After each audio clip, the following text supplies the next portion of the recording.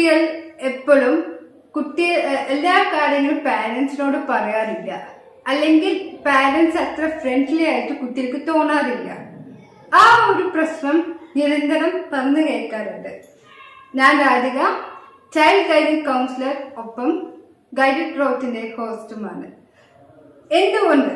അതായത് നമ്മൾ കുട്ടിയോട് എങ്ങനെയാണോ പെരുമാറുന്നത് അതാണ് അതിന്റെ ഒരു ഉത്തരം.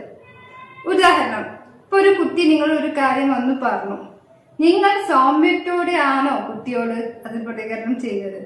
മറിച്ച് നിങ്ങൾ ശകാരിക്കുക, ദേഷ്യപ്പെടുക, ഉപദേശിക്കുക. സൗമ്യവും ദേഷ്യവും തമ്മിൽ രണ്ടും ഡിഫറൻസ് ഉണ്ട്. സൗമ്യമായിട്ട് പെരുമാറുമ്പോൾ കുട്ടിക്ക് നിങ്ങളോട് റീച്ച് ഔട്ട് ചെയ്യാൻ ഒരു പേടി, ഒരു സെക്കൻഡ് തോട്ട് വരത്തില്ല. ഓക്കെ, ഇത് അമ്മയോട് പറയാം, അമ്മ ഇവന്റെ തെറ്റ് വന്നാലും അമ്മ എനിക്ക് പറഞ്ഞു മനസ്സിലാക്കി തരും. ഓക്കെ. ദേഷ്യപ്പെടുമ്പോൾ ഇതിപ്പോ അമ്മയോട് പറഞ്ഞാൽ ദേഷ്യപ്പെടും, വഴക്ക് പറയും, വേറെ എന്തെങ്കിലുമൊക്കെ കുറ്റുവാക്കുകൾ പറയും. അതുകൊണ്ട് ഈ കുട്ടിക്ക് പെയിനാണ് വരിക, അതായത് വേദനയാണ് കുട്ടിക്ക് അതിന് ഒരു ഔട്ട്കം വരുന്നത്.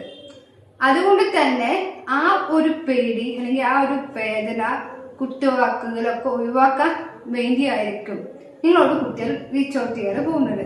അല്ലെങ്കിൽ നിങ്ങളുടെ പാരന്റിങ് സ്റ്റൈൽ നിങ്ങൾക്കൊരു എഫക്റ്റീവായിട്ട് തോന്നാത്ത ഒരു റീസൺ അതുകൊണ്ടായിരിക്കും.